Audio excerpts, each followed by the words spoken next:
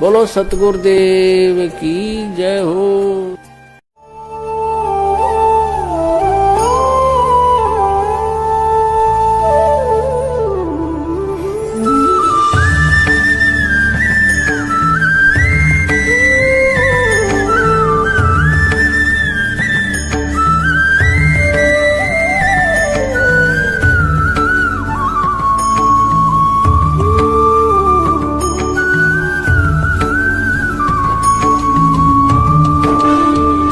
नमस्कार मेरे प्यारे भाइयों, मेरे परमात्मा के प्यारे जीव हंसों, मैं बंदी छोड़ से यही अरदास करता हूं कि आप सब मेरे भाइयों का विवेक पहले से ज्यादा और ज्यादा से ज्यादा बढ़ता ही जाए और ऐसी कोई दुविधा ना रहे जो आपके दिमाग में 1% भी घर कर पाए।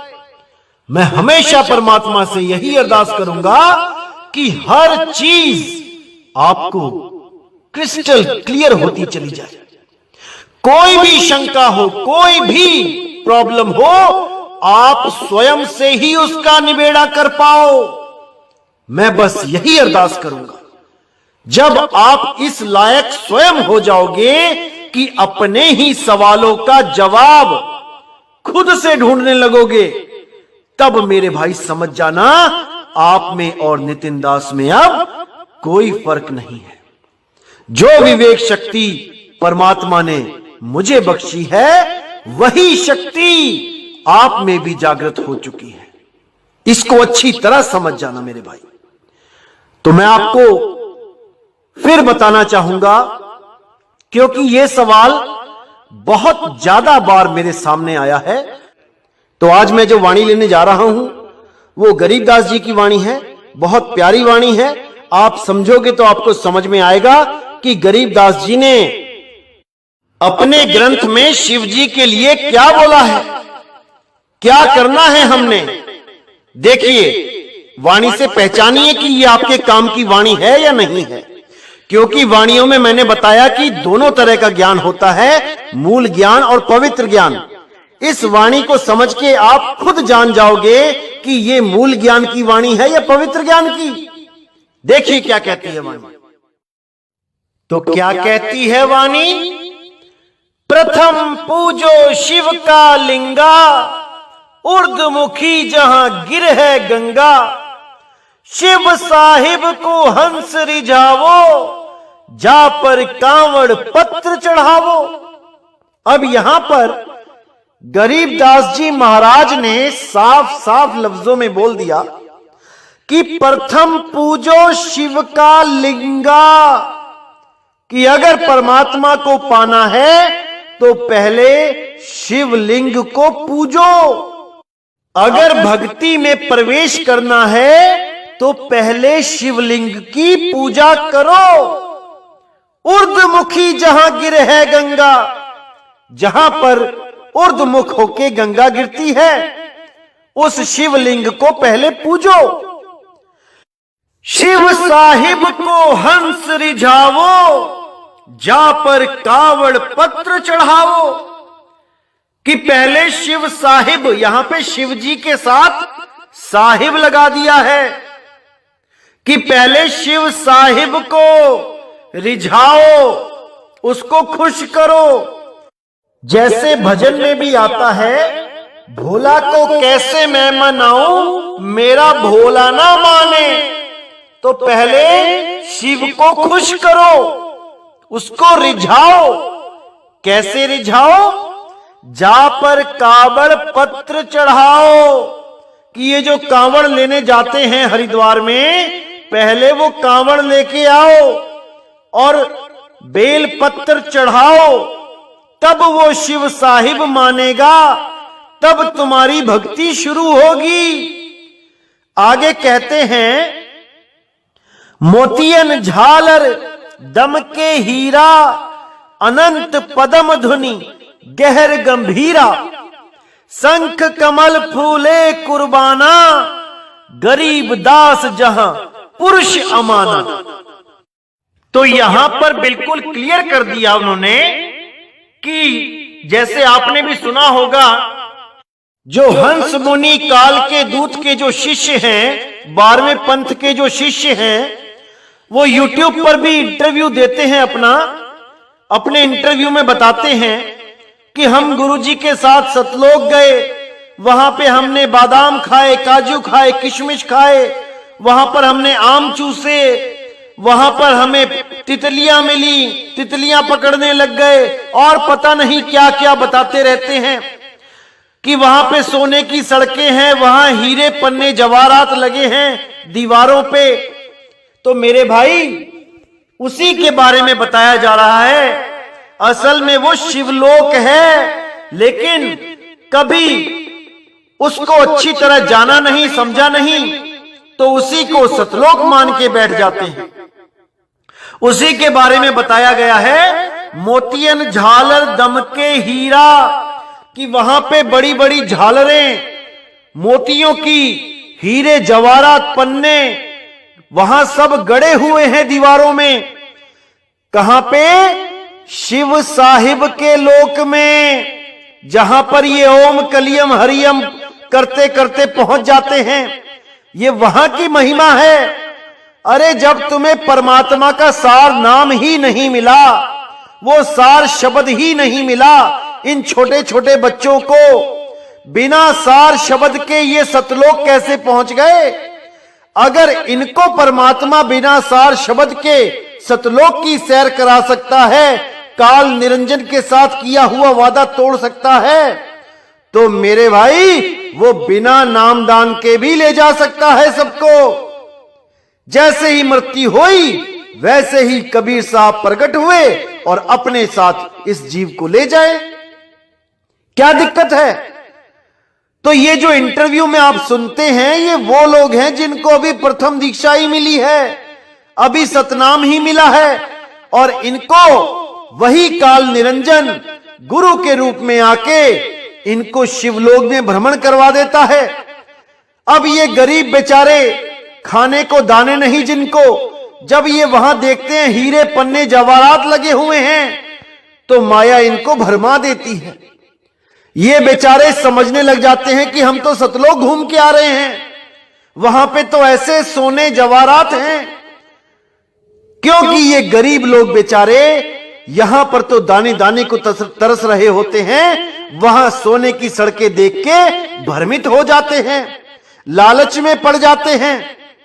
इसलिए लंबे लंबे इंटरव्यू देके बाकी गरीब लोगों को, उन बेचारों को जिनको 10 रुपए कमाई नहीं हो रही, उनको भी भ्रमित कर देते हैं कि वहां पे सोना है, सोना, सड़कों पे सोना है, वहां दीवारों पे हीरे जवाहरात लगे हैं।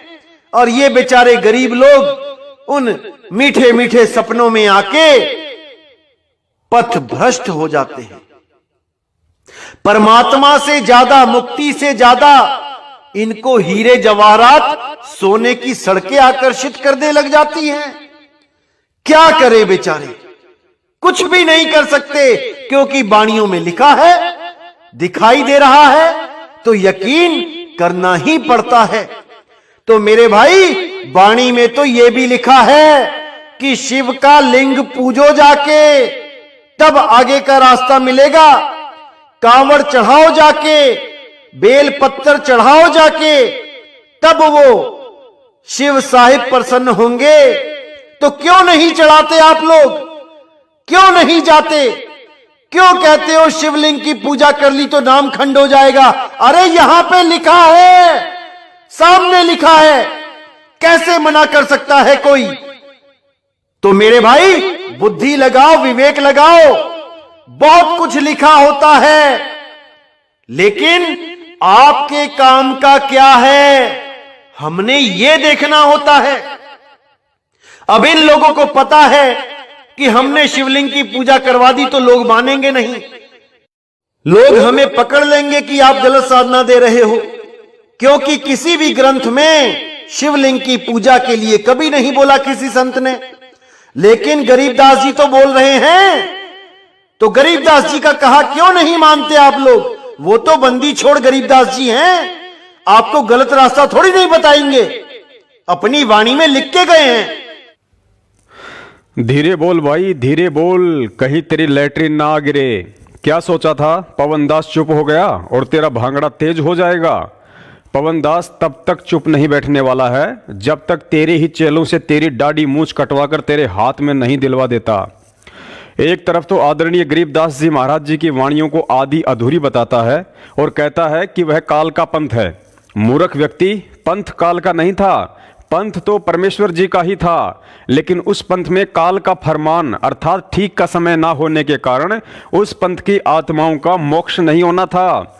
उस समय की भक्ति और उन पांचों सतमंत्रों से मानव जन्म प्राप्त होकर भगत को केवल आज संत रामपाल जी महाराज जी के चरणों में इस समय आना था, जो तेरी सोच और समझ से कोसों दूर की बात है।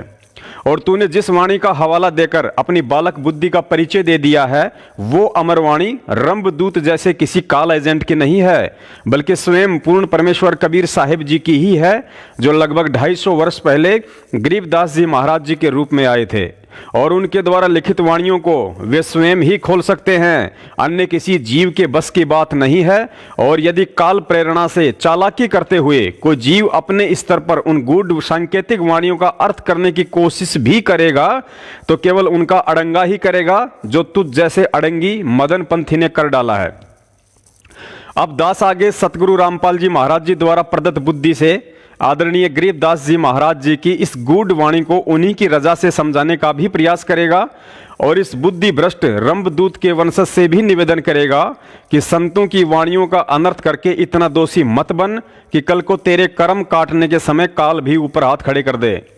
पुण्यात्माओं, इस अमृतवाणी में इस काल दूत नितिन ने तो काल प्रेरणा से कमजोर भक्ति संस्कार वाली आत्माओं को भ्रमित करने के लिए अपने मतलब की ही बात दिखाई है कि प्रथम पूजो शिव का लिंगा, उर्दमुखी जहां गिर है गंगा, शिव साहिब को हंस रिझाओ, जहां पर काबड़ पत्र चढ़ाओ। और अपनी तुच्छ बुद्धि से यह भी कह रहा है कि आदरणीय गरीबदास जी महाराज जी ने स्पष्ट कहा है कि यदि परमात्मा पाना है तो पहले आप जी ने शिव जी के लिंग की पूजा करनी पड़ेगी। और फिर कब्ज के मरीज की तरह जोर लगा लगा कर कह रहा है, फिर क्यों नहीं करते शिव के लिंग की पूजा। पुण्यात्माओं, एक किसान की भैंस का पाडा मर गया। पाडा राजस्थान में भैंस के बच्चे को कहते हैं। किसान को चिंता हुई कि अब क्या करें, ऐसे तो बिना पाडे के भैंस जल्दी ही दूध देना बंद कर देगी। एक दिन किसान के घर उसका रिश्तेदार आ गया। रिश्तेदार ने किसान की चिंता का कारण पूछा तो किसान ने बताया कि भाई, भैंस का पाडा मर गया है, जिस कारण उसने दूध देना ही बंद कर दिया है। रिश्तेदार ने बताया कि अन्य जानवरों की तुलना में भैंस एक नासमझ और भोली भाली श्रेणी वाला पशु है। तुम ऐसा करो, दूध निकालते समय पाडे की जगह अपने बच्चे को उसके मुंह के पास घुटनों के बल बैठा दिया करो। भैंस उसे अपना पाडा समझकर प्यार से चाटती रहेगी और तुम फटाफट उसका दूध निकाल लिया करो। किसान ने ऐसा ही किया और काफी महीनों तक उसी विधि से पूरे परिवार ने दूध भी पिया। पुण्यात्माओं, सेम टू सेम हालत आजकल भगवान के साथ हो रही है। जब से सतगुरु रामपाल जी महाराज जी ने सन 1992 से तत्वज्ञान का पिटारा खोलना शुरू किया है, तब से लेकर अब तक लाखों आत्माओं को काल अपने जाल से निकलता हुआ देखकर उस किसान की तरफ बड़ा दुखी और चिंतित हो रहा है कि अब क्या करें और किस विधि से इन आत्माओं का पतिव्रता धर्म तोड़कर इन्हें गधा बनाकर छोड़ूं। उसके लिए सन 2014 में उसने सतलोक आश्रम मैनेजमेंट हरियाणा और सतगुरु रामपाल जी महाराज जी के परिवार वाले कुछ मनवस लोगों को मोहरा बनाकर प्रथम तो बरवाला कांड करवाया और लगभग 4 साल तक उन्हीं एजेंटों के माध्यम से संगत को पहले तो दान धर्म और जमानत के नाम पर आर्थिक रूप से लुटवाया। और आर्थिक लूट के बाद अब उन्हीं कुछ दुधारू भैंस रूपी भोली भाली आत्माओं के भक्ति रूपी घी दूध को दोने के लिए नकली 13वें पंथ का नाटक शुरू करके उन मूर्ख भैंसों के सामने विवेक जगाने के नाम पर रंभदूत के वंशज नितिन रायजादा को पाडा बनाकर घुटनों के बल बैठा दिया है, ताकि मूल ज्ञान और सार शब्द के चक्कर में इन मूर्ख भैंसों का सारा ध्यान उस पाडे पर टिका रहे और काल भगवान आसानी से उन आत्माओं का भक्ति रूपी दूध निकालता रहे। पुण्यात्माओं, अब आपको बताते हैं कि इस पाडे ने कुछ कमजोर भैंसों का ध्यान भटकाने और उनके मन में विरत की शंका पैदा करने के लिए किस तरह पवित्र ग्रंथ साहिब की इस अमृतवाणी का अनर्थ करके अपने स्वार्थवश उसका अनादर किया है। आदरणीय गरीबदास जी महाराज जी एक संत ही नहीं बल्कि पूर्ण तत्वदर्शी संत की भूमिका में थे और उनकी गूढ़ सांकेतिक वाणियों का भिन्न भिन्न स्थान पर अर्थ भी भिन्न भिन्न ही निकलता है। यहाँ आदरणीय गरीबदास जी महाराज जी ने जो वाणी लिखी है कि प्रथम पूजो शिव का लिंगा उर्दमुखी जहाँ गिर है गंगा, इसके विषय में यह मदन पंथी स्वयं ही कह रहा है कि शिवलिंग की पूजा के विषय में किसी भी शास्त्र में कोई प्रमाण नहीं है कि शिवलिंग की पूजा करनी चाहिए। अरे अकल के अंधे मूर्खाधिपति मदन पंथी, जब दुनिया भर के काल प्रेरित संतों की पुस्तकों और गीता वेद पुराण में भी शिवलिंग की पूजा का जिक्र नहीं है, तो भला स्वयं बंदी छोड़ गरीबदास जी महाराज कैसे हम परमात्मा प्रेमी आत्माओं को शिव के लिंग की पूजा का आदेश दे सकते हैं। पुण्यात्माओं, सतगुरु रामपाल जी महाराज जी ने हमें बताया कि ब्रह्मा विष्णु महेश जी इस ब्रह्मांड के स्वामी काल निरंजन के इस ढमढमे के राज रछेड़ा हैं। इनके भी अपने अपने लोक हैं और इनके लोकों में जाने के लिए भी इनके सतमंत्र भक्ति की विधि और मर्यादाएं हैं, जिनका पूर्णतया पालन करके ही साधक इनके लोकों को प्राप्त कर सकता है। अतः यहाँ किसी प्रकरणवश आदरणीय गरीबदास जी महाराज जी ने शिव जी की महिमा और उनकी प्राप्ति के विषय में जिक्र किया है। इसके अलावा आदरणीय गरीबदास जी महाराज जी की इन्हीं वाणियों को आधार बनाकर सतगुरु रामपाल जी महाराज जी ने हमें जो संपूर्ण आध्यात्मिक कोर्स दिया है, उसमें एक असुर निकंदन रमणी भी है जिसमें पूर्णतया ब्रह्मा विष्णु महेश जी और दुर्गा जी की कलम तोड़ महिमा का वर्णन है। लेकिन साथ ही सतगुरुदेव जी ने हमें संकेत भी दिया है कि असुर निकंदन रमणी के माध्यम से इन सभी देवी देवताओं की महिमा का गुणगान मात्र हमें इन देवी देवताओं के आदर सत्कार के लिए ही करना है, ना कि आप परमेश्वर के साधकों को अपने मन में इनसे किसी भी प्रकार के लाभ की इच्छा रखकर ऐसा करना है। पुण्यात्माओं, देखिए यथार्थ भक्ति बोध के पेज नंबर 129 पर, जहां से असुर निकंदन रमणी शुरू होती है और इस रमणी के अर्थ को समझाते हुए सतगुरुदेव जी ने लिखा है, असुर का अर्थ है राक्षस, निकंदन अर्थात नाश करने वाली, रमणी का अर्थ है स्तुति विनती। असुर निकंदन रमणी में विश्व की सर्वशक्तियों देवताओं तथा पूर्ण परमात्मा की स्तुति की गई है, जिसको पढ़ने से वैश्विक शक्तियां प्रसन्न होकर अपने स्तर का लाभ साधक को देती रहती हैं। विशेषता इस रमणी में सर्व सदग्रंथों का सार है। जैसे जंगल में जड़ी बूटियों के पौधे पेड़ उगे होते हैं, सदग्रंथ तो वन के समान हैं। इसमें आध्यात्मिक रोगों की जड़ी बूटियां हैं। वैद्य अर्थात डॉक्टर को ज्ञान होता है, परंतु वह जड़ी बूटियां इकट्ठी कूट काट कर उबाल कर औषधि बनाकर बोतल में भरकर रख लेता है।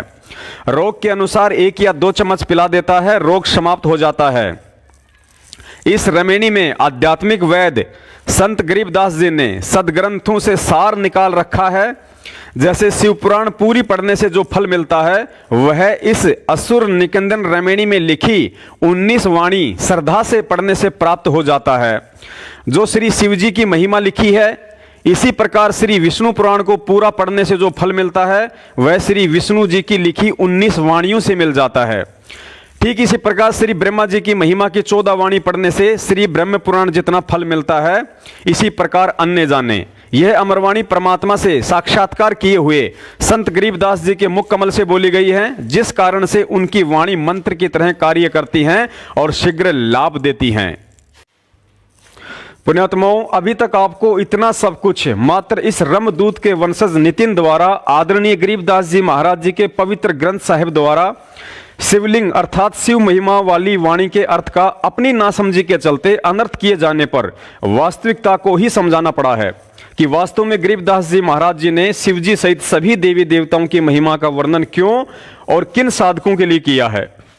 और दूसरी तरफ शिवलिंग की इतनी महिमा के बाद उन्होंने तो इसी पवित्र ग्रंथ में अपनी वाणी के माध्यम से शिवलिंग का पूरा खंडन करते हुए यह भी लिखा है कि बहुविध रंगा धरे शिवलिंगा गाल बजावे गैले, जय शिवलिंग पूजे साहिब मिले तो पूजो क्यों ना खैले।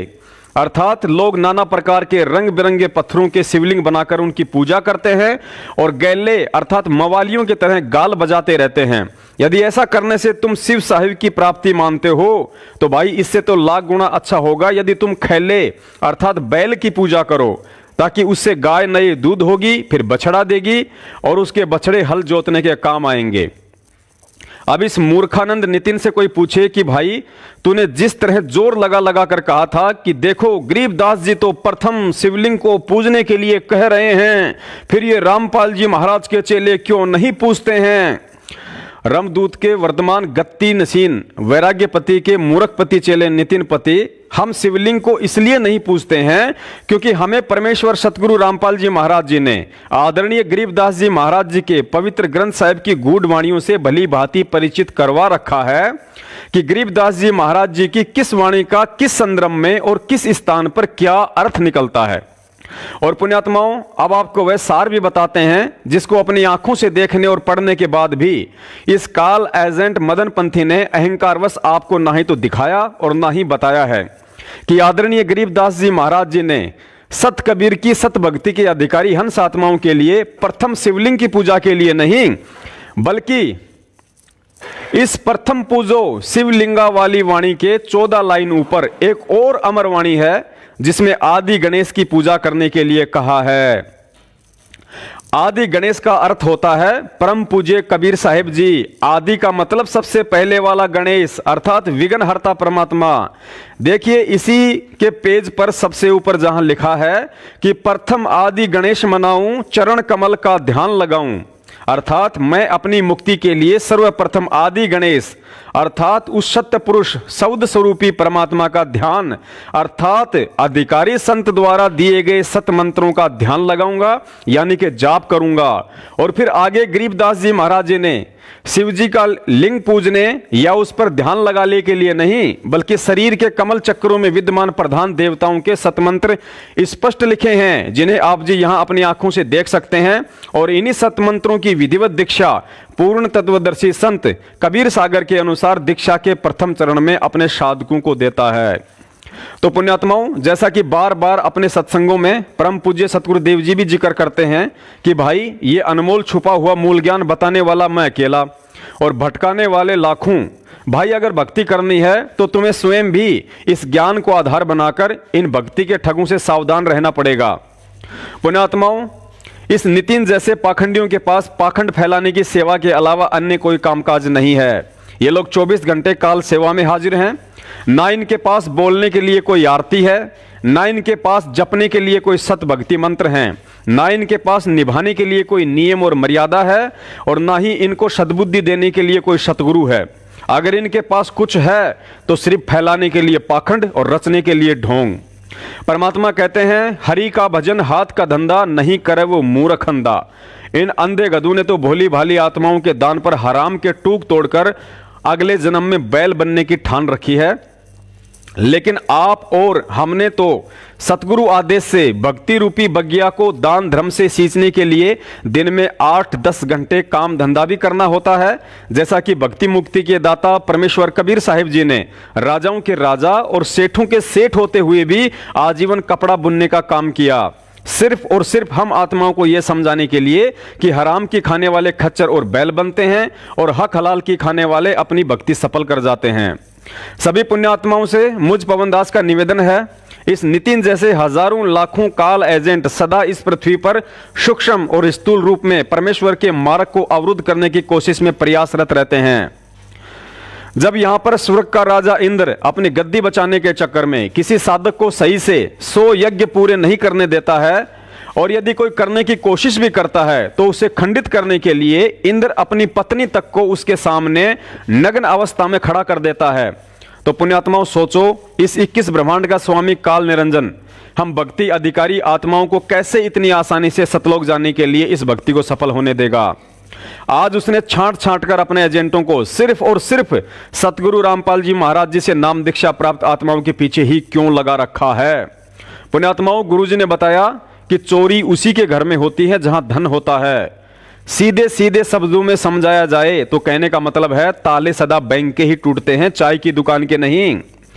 अतः इस वाणी चोर नितिन ने कभी भी जय गुरुदेव, राधा स्वामी, हंसादेश, धन धन सतगुरु, निरंकारी, ब्रह्म कुमारी, कन्याकुमारी आदि पंथों पर और उनके गुरुओं पर कभी भी कोई ऑडियो वीडियो नहीं बनाया। क्यों? क्योंकि गुरुजी ने बताया कि ये सभी पंथ और उन पंथों से जुड़ी आत्माएं पहले से ही उस काल की फरद में हैं। अतः काल को चिंता उनकी नहीं, बल्कि सिर्फ और सिर्फ सतगुरु रामपाल जी महाराज जी के यथार्थ 13वें कबीर पंथ से जुड़ी आत्माओं से है, जो काल की फरद को तोड़ने के लिए भक्ति से मजबूती प्राप्त करती जा रही हैं। अतः प्रार्थना है, अपना स्टैंड क्लियर रखो, दो नावों में सवारी करने का ख्याल अपने दिलो दिमाग से निकाल दो। आपको अपनी सोच और समझ से लगता है कि संत रामपाल जी महाराज जी का ज्ञान अधूरा है या गलत है, तो सतगुरु रामपाल जी महाराज जी की तरफ से आपको पूर्णतया स्वतंत्रता है। आप कहीं भी जाकर अपनी ऐसी की तैसी करवा सकते हैं, वे आपसे बिल्कुल भी नाराज नहीं होंगे। हाँ, इतना अवश्य है, कोई भी कदम उठाने से पहले उनकी सत्संगति में रहते हुए आपने जितनी भक्ति कमाई की है, उसके खत्म होने के बाद आपके साथ क्या बनेगा उसका भी विचार एक बार अवश्य कर लेना। और आपको लगता है कि मदन पंथ पूर्णतया काल का पंथ है, फिर तो बात ही खत्म है। निसंशय होकर परमेश्वर की भक्ति में लगे रहिए। उतार चढ़ाव तो सबके जीवन में आते रहते हैं और आते भी रहेंगे। उनका निराकरण और समाधान भी केवल परमेश्वर सतगुरु रामपाल जी महाराज जी का यथार्थ तत्व ज्ञान अर्थात मूल ज्ञान ही है। अन्यथा पुरानी कहावत है कि दो नावों में सवारी करने वाला कभी भी अपनी मंजिल को प्राप्त नहीं करता है। पुण्यात्माओं, अध्यात्म की एक बहुत ही गहरी बात है जो हमें समझ लेनी चाहिए कि विश्वास के बिना भक्ति कभी भी सफल नहीं हो सकती है, चाहे 24 घंटे कबीर साहिब आपके घर पे ही क्यों ना बैठे रहें।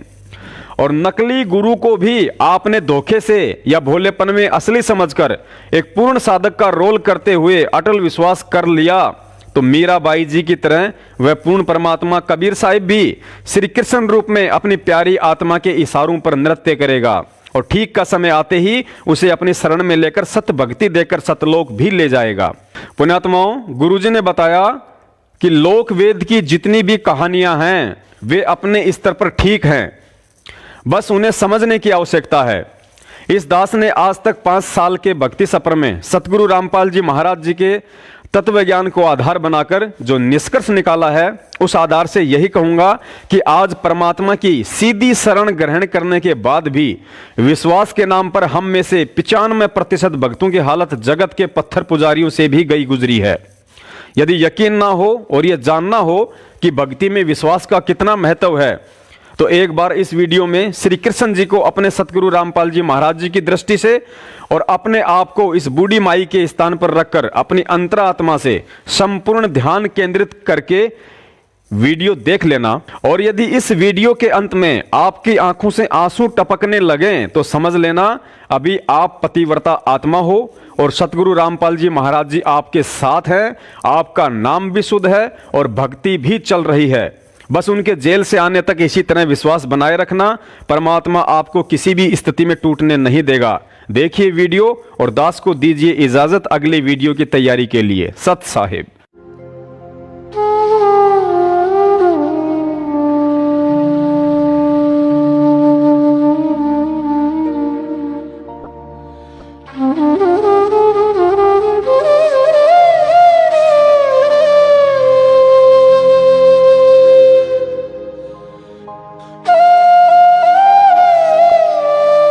आज हमारा हिंदुस्तान सूरवीरों की वीरता के लिए, सतियों के सत के लिए एवं देवी देवताओं के चमत्कारों के लिए पूरे विश्व में अग्रणी है।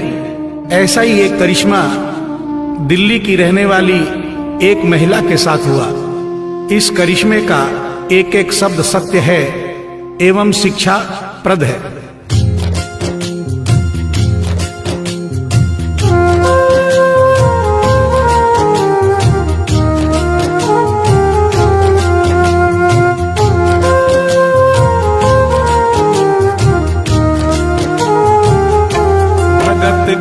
वश में है भगवान, भगत के वश में है भगवान, भगत के वश में है भगवान, भगत के वश में है भगवान।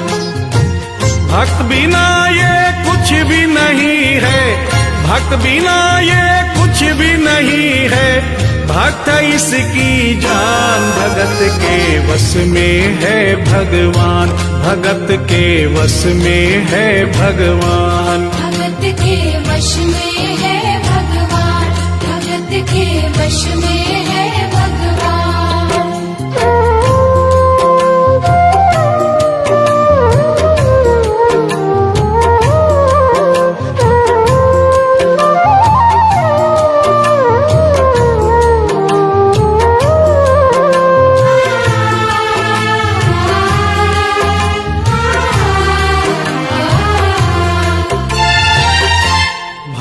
मुरली वाले की रोज वृंदावन डोले। कृष्ण को लल्ला समझे, कृष्ण को लल्ला बोले। कृष्ण को लल्ला समझे, कृष्ण को लल्ला बोले।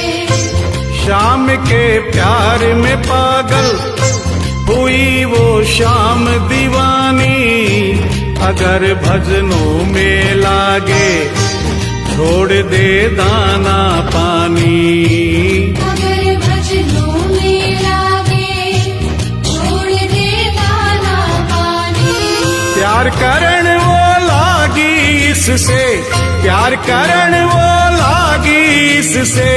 अपने पुत्र समान भगत के वश में है भगवान, भगत के वश में है भगवान। भगत के वश में है भगवान, भगत के वश में है भगवान।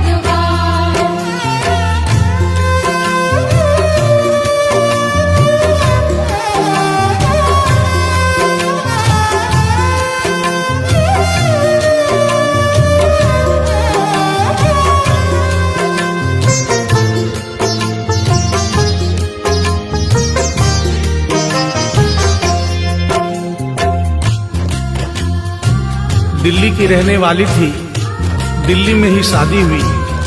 ससुराल आ गई किंतु वृंदावन जाना नहीं छोड़ा। बच्चे हो गए, बच्चे बड़े होने के बाद बच्चों की भी शादी हो गई, परंतु वृंदावन जाना नहीं छोड़ा। लेकिन जब बुढ़ापा आ गया, चलने फिरने में असमर्थ हो गई, तो आखिरी बार वृंदावन गई और वहां से अपने लला की मूर्ति ले आई। वो अपने कृष्ण लला को कलेजे लगा कर रखे, हमेशा सजा कर रखे, कलाड लड़ा कर रखे। हमेशा सजा कर रखे, लाड लड़ा कर रखे।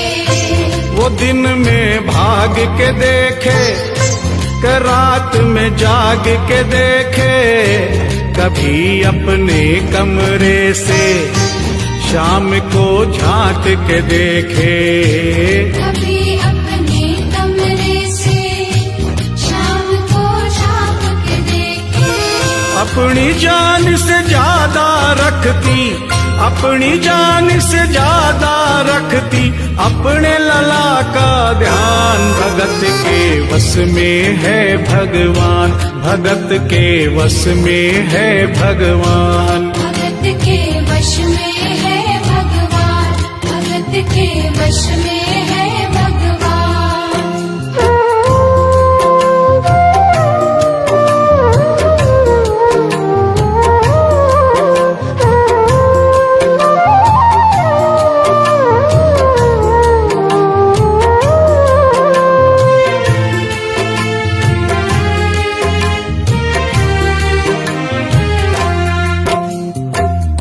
जन्माष्टमी का दिन आया, दुर्भाग्य से बुढ़िया माई की तबीयत खराब हो गई। अपने बेटे बहू से बोली, बेटा मेरे लला को दूध से स्नान करा दो, माखन मिश्री का भोग लगा दो एवं चंदन खिसकर चंदन का लेप लगा दो। और आज इसका जन्मदिन है, इसके कपड़े भी बदल दो। एक साथ इतना सारा काम बेटे बहू को झंझट से लगने लगे, किंतु माँ की तबीयत खराब देख के बेमन से काम में लग गए। कपड़े बदलने के लिए जो ही मूर्ति को उठाया, अचानक मूर्ति हाथ से गिर गई। बगल के कमरे में माँ बैठी थी, उसके कलेजे को धक्का सा लगा। माँ का दिल जान गया कोई अनहोनी हुई है।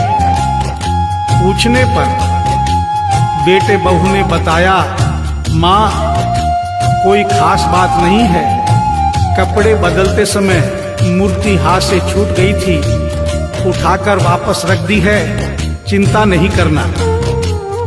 इतना सुनकर माँ का कलेजा फट गया, सन्न रह गई।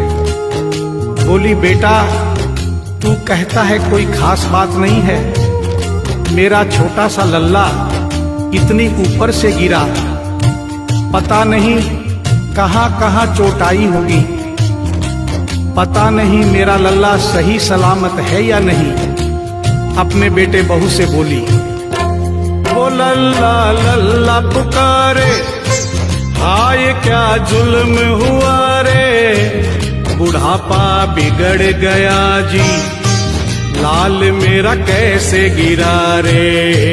बुढ़ापा बिगड़ गया जी, लाल मेरा कैसे गिरा रे। जाओ डॉक्टर को लाओ, लाल का हाल दिखाओ, अगर इसको कुछ हो गया मुझे भी मार गिराओ।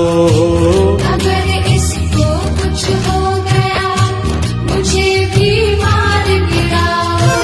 रोते रोते पागल हो गई, रोते रोते पागल हो गई, घर वाले परेशान, भगत के वश में है भगवान, भगत के वश में है भगवान। भगत के वश में है भगवान, भगत के वश में है भगवान।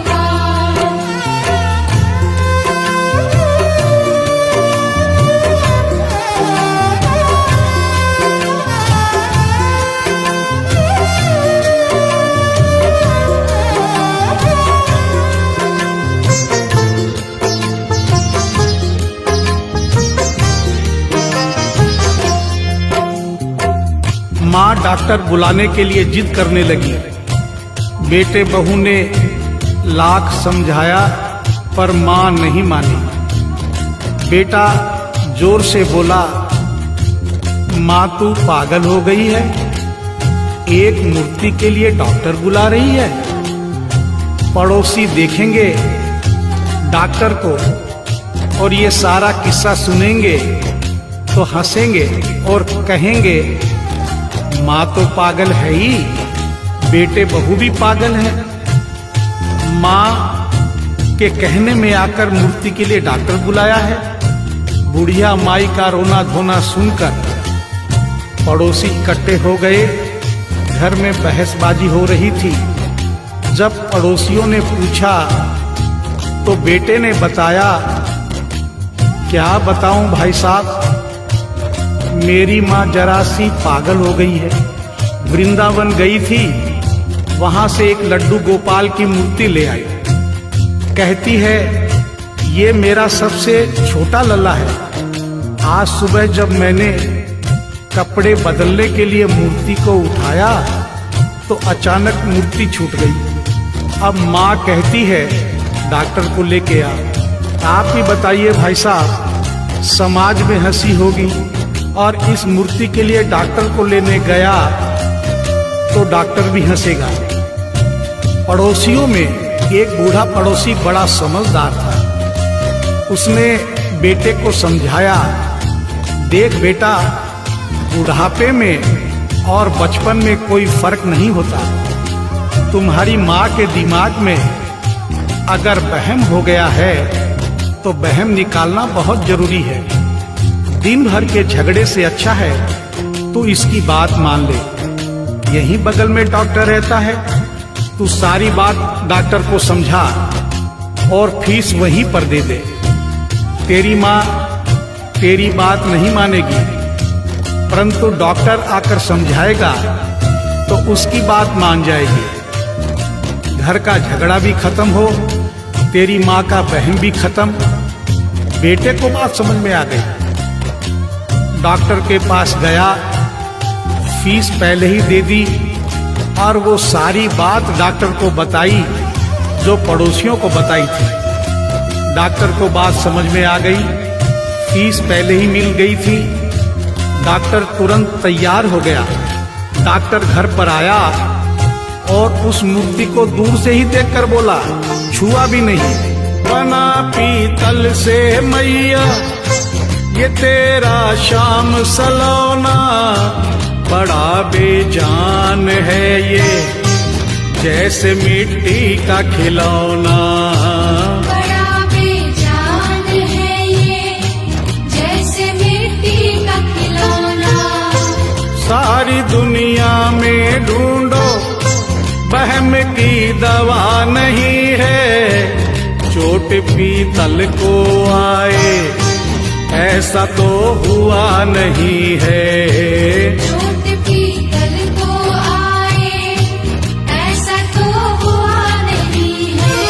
केवल तेरी ममता है ये, केवल तेरी ममता है ये, मूर्ति है बेजान। भगत के वश में है भगवान, भगत के वश में है भगवान। भगत के वश में है भगवान, भगत के वश में है भगवान।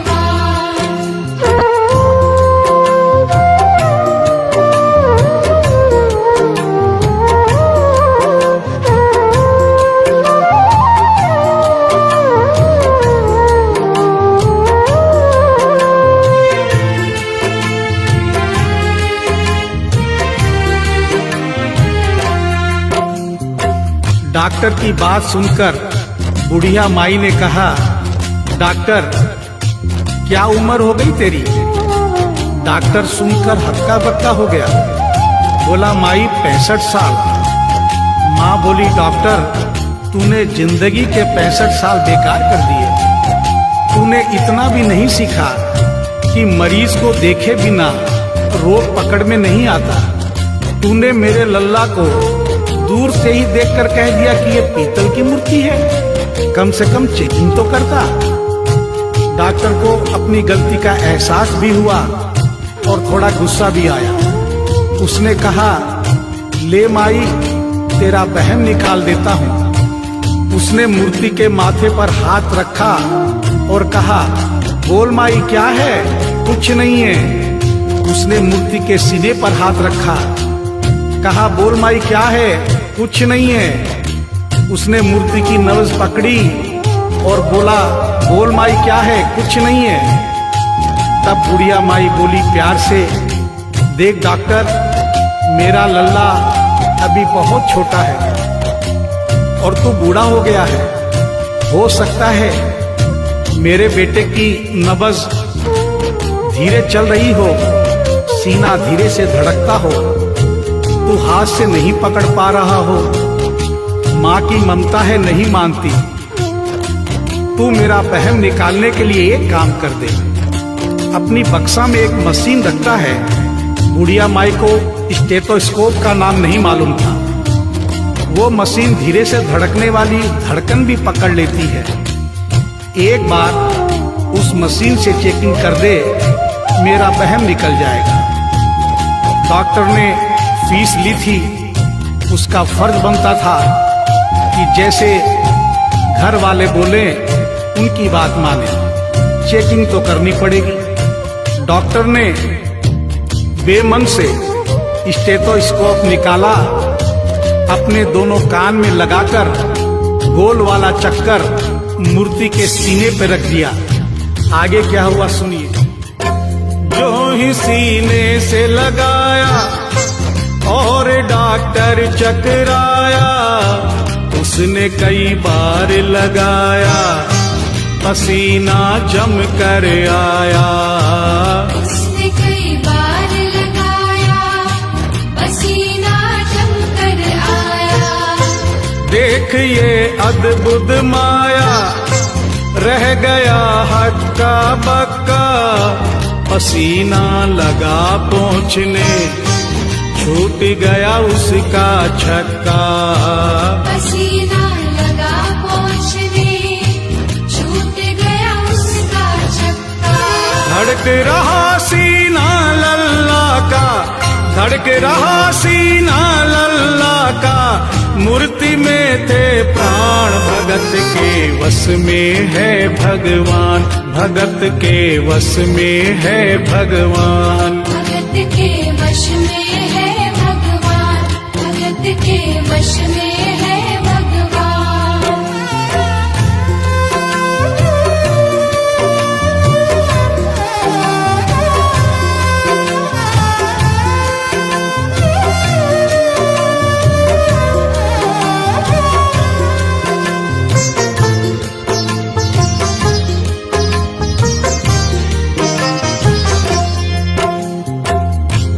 मूर्ति का सीना धड़क रहा था।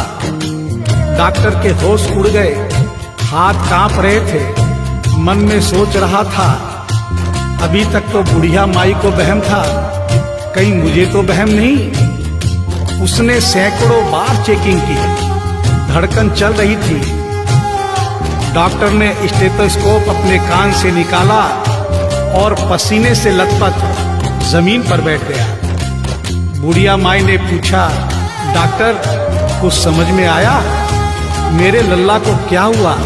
अब तो ठीक है। डॉक्टर ने बड़ी हिम्मत बटोर कर कहा, मैया मैं डॉक्टर हूँ, नब्ज देखकर सारी बीमारी पकड़ लेता हूँ। मैया मुझे सारा माजरा समझ में आ गया है।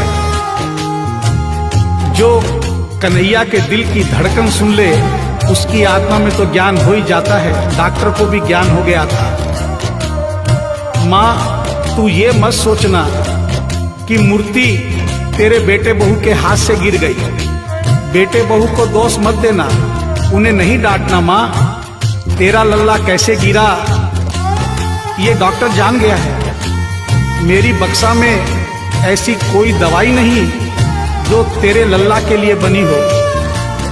डॉक्टर को आत्मा में ज्ञान होने से उसने बड़ी भक्तिपूर्ण और भावनापूर्ण बात माँ को बताई कि माँ इसकी एक ही दवाई है जो किसी डॉक्टर के पास नहीं, माँ वो सिर्फ तेरे पास है। माँ से मिलने की खातिर ये लल्ला मचल गया था, तुम्हारी गोद में आने जरा सा उछल गया था।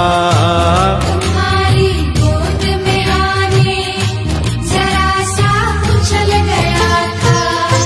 तू इसको गोद में ले ले, लाल मुस्काने लगेगा। गोद में खुद भी नाचे, तुम्हें भी नचाने लगेगा। गोद में खुद भी नाचे, तुम्हें भी नचाने लगेगा। कस के पकड़ियो लल्ला तेरा, कस के पकड़ियो लल्ला तेरा, थोड़ा सा शैतान भगत के वश में है भगवान, भगत के वश में है भगवान। भगत के वश में है भगवान, भगत के वश में है भगवान।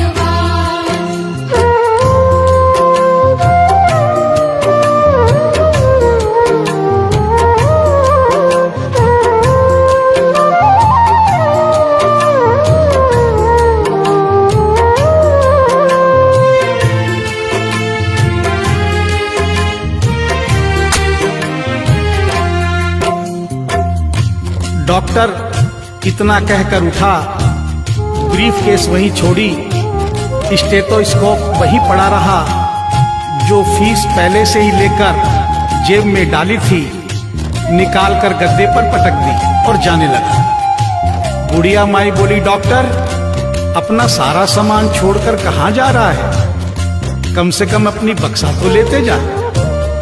डॉक्टर पलट कर बोला, माई अब इस सामान की मुझको जरूरत नहीं पड़ेगी, अब ये मेरे लिए बेकार है। और डॉक्टर आंख में आंसू भरकर बोला, देख तेरे लाल की माया, बड़ा घबरा रहा हूँ। जहाँ से तू लल्ला लाई वहीं पे जा रहा हूँ। जहाँ से तू लल्ला लाई वहीं पे जा रहा हूँ। बुलाकर तुमने मुझको बड़ा एहसान किया है, आज से सारा जीवन उसी के नाम किया है। आज से सारा जीवन उसी के नाम किया है। एक एहसान कर दे, तेरे लल्ला से कह दे, वही वृंदावन में माँ ये डॉक्टर प्राण दे दे। वही वृंदावन में माँ ये डॉक्टर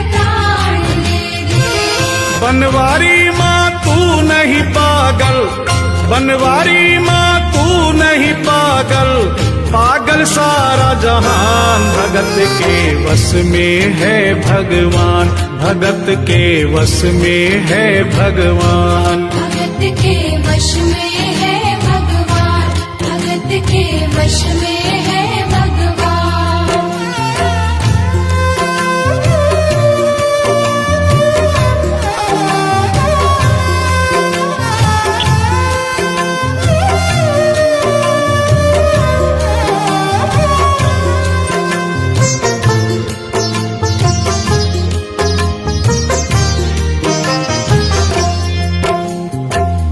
और इस करिश्मे को सुनकर इस सच्चाई को स्वीकार करना पड़ेगा कि माँ की ममता के आगे देखो भगवान हारे।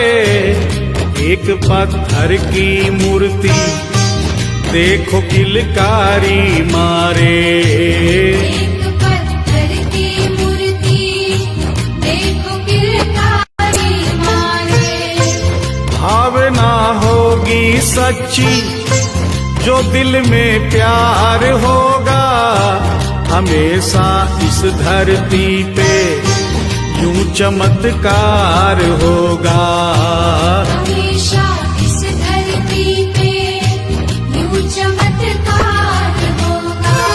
मैया तुमको तेरे लला को, मैया तुमको तेरे लला को कोटिन कोटि प्रणाम। भगत के वश में है भगवान, भगत के वश में है भगवान।